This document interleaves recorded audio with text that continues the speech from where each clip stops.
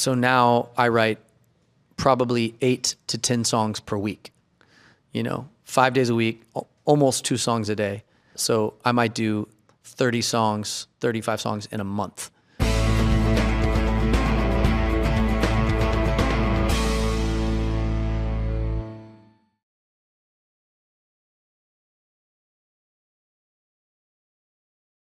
For me, this was an interesting challenge.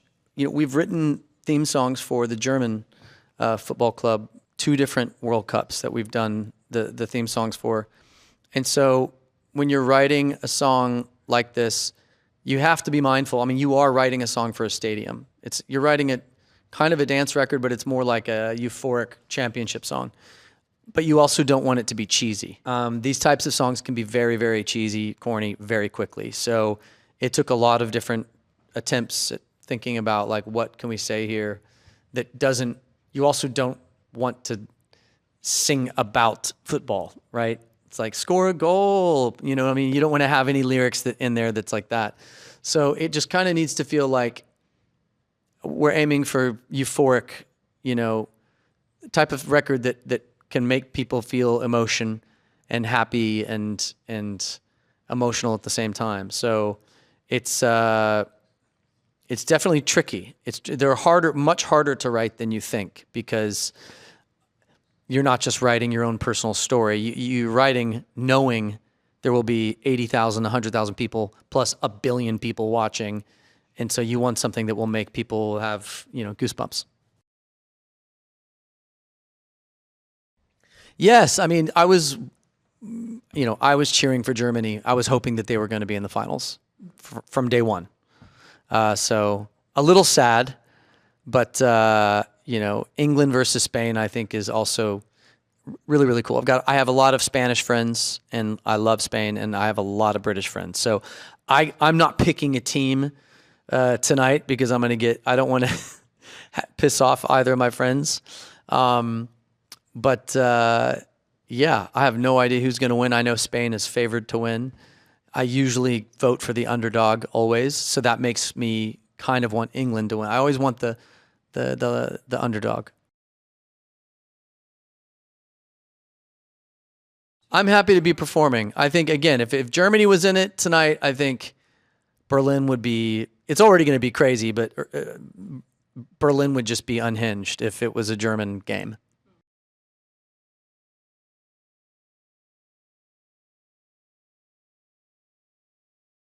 We started writing the album over 2 years ago. The first single was West Coast, and West Coast was followed immediately by our second single, which was I Ain't Worried, which, of course, because of Top Gun, became a much bigger thing than we ever anticipated. I had literally no idea when we did the song. I didn't think, if you asked me, is this a hit song? I would have been like, it's good.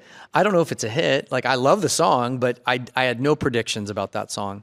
So that surprised us. And we spent the next year, the song kept getting bigger and bigger in different countries around the world. And so we really chose to focus on that record and not put out too many other songs. We waited a year to put out Runaway. And then shortly after that, and we had, in that same time period, we had a song called Sunshine that did really well. And then we had the David Guetta song last fall. So 9 months ago, we had the song. We thought it was going to come out in January, February. And then David and I spoke, and we said, this isn't a winter song, it's a summer song. And he has his residency in Ibiza. And we had the idea, what if we premiere the song? We debut at Ultra Festival in Miami. That's the biggest electronic music festival. Let's just debut it there. So that became the whole idea, was let's put out I Don't Want to Wait going into the summer. We have the UEFA song coming as well. Way more dance music than One Republic normally does. We do like maybe one dance record every 4 years.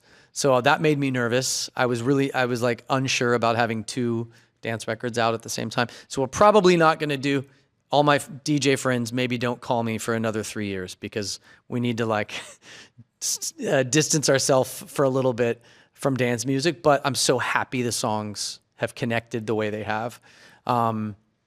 it's really hard to find an audience in 2024.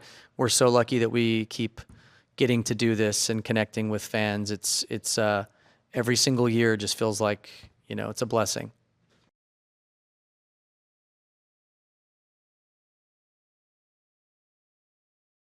Good. I did a single for 21 Savage at the end of last year.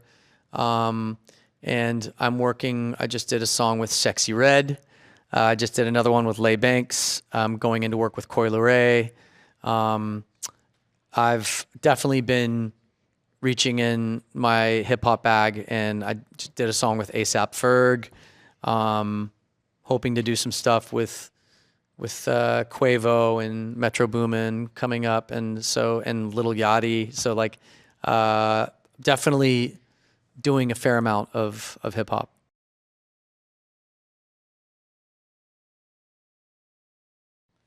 My approach to songwriting, I would say the only thing that has changed in the last 10 years or 20 years is I write way more songs than I used to. Before social media stole the attention of billions of people that used to watch big television shows, social media has now taken most of those eyeballs. Big TV shows that you have in Germany, like Wetten Das, or in the United States, we had The Voice and things. People still watch, but it's not the same. It's not the same amount of eyeballs. Even if you write a song that you think is the best song you've ever written, a great song, there's a greater chance than anything that you put it out and it does nothing. And it does nothing not because it's not good, but because the world doesn't know it exists, because everyone's distracted. And there's so many songs per day coming out, 150,000 new songs every day. So not every song can go viral, and not every artist is as famous or big as Billie Eilish or Taylor or Ed Sheeran. So for the rest of us, we have to find alternative ways of people knowing we have a song. The only way that I know how to combat that is, obviously, once we release a song, now we're doing way more promotion on social media, TikTok and Instagram and all those things. I'm very emotionally attached to a song when I'm writing it because it's my story. I'm trying to connect with people. And I used to be very emotionally attached after the song came out. So if I put a song out like Secrets or like Counting Stars or like I Ain't Worried, when the song came out, if it didn't do well, if people didn't like it, it would just destroy me. Like, oh, it's not doing well. People don't like it. I'm terrible. I'm the worst, and you go through all these things. And I also didn't write that many songs. I would write maybe 2 songs a month, 3 songs a month, right? 1 song a week at most. Because I knew that if I had a good song, there was an avenue for me to let the world know it exists. Like I said, you go perform on the big German TV shows or French TV shows or American TV shows. And as long as the song was great and we did a good job performing it, the song would go. Since that doesn't happen anymore that much, the only thing I know how to do is just work harder. So now I write probably 8 to 10 songs per week, 5 days a week, almost 2 songs a day. So I might do 30 songs, 35 songs in a month. As weird as it sounds, first of all, it's made me a much better songwriter, but it allows me to have way more chances of people connecting with something. Because it used to be, this is the single. We're only playing this song and talking about this song for the next 4 months, right? That doesn't matter anymore. It's like, no, here's the album, or here's the song. Okay, it's not working. Here's another song. Okay, it's not working. Here's another song that we love. Oh, this one's working. And that's just the way it is now. And so if you're an artist, the thing that you have to learn how to do is be less precious.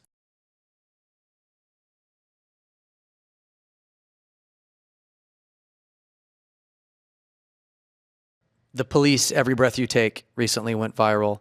A-ha, Take On Me went viral. It's either because of a TV show, right, like Stranger Things or Euphoria, or a TV commercial uses it.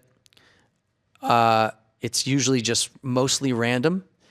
And then maybe about 5% of the time it's somebody at the record label or in the marketing team that has a really interesting idea of how to reactivate an older song with a marketing plan. So you can, if you're super, super savvy with marketing, you can take an old song and say, I have a crazy idea for this old One Republic song to see if we can make it go viral. But it's extremely difficult to manifest.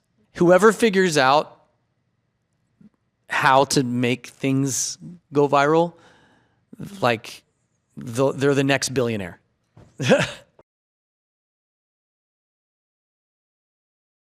No, I do not consider TikTok in writing process. I only consider it after the process.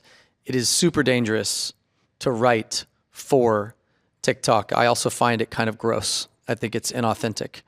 I have friends that work for TikTok. I love their friends, and TikTok's fun. This isn't me shitting on TikTok. I'm just saying if you are sitting down, it's very tempting to write for TikTok, especially if you haven't broken yet and you're a young artist. But I think that's like soulless. It's like, it's not where good art comes from. It's not where good art comes from. That's the equivalent of in high school buying certain clothes, hoping that you become popular. You know, just be cool, be a good person, be yourself, and then people will like you. So music is the same way. You can't write for TikTok.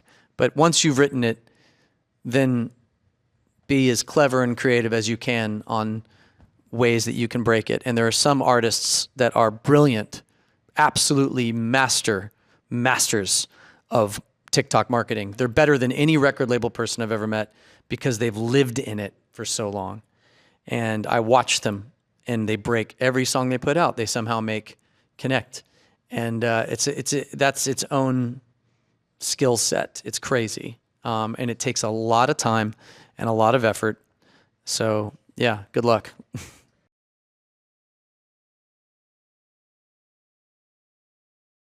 No, I don't think the formula for writing songs has changed. I think you have to tell your truth. You have to write something that makes you want to dance or cry or sing, something that gives you all the emotion and the goosebumps, something that is true to you. And you have to write, that's what you have to write, period. You have to love it. You have to love it so much that you are freaking out. Then you see what happens. That's it. And I've never written a song for social media in my life. I definitely don't plan on it. I don't think that fundamentally songwriting has changed. I think songs have gotten shorter, but that's a reflection of people's attention spans. You know, your average person doesn't want to hear 5-minute long song, 4-minute long song.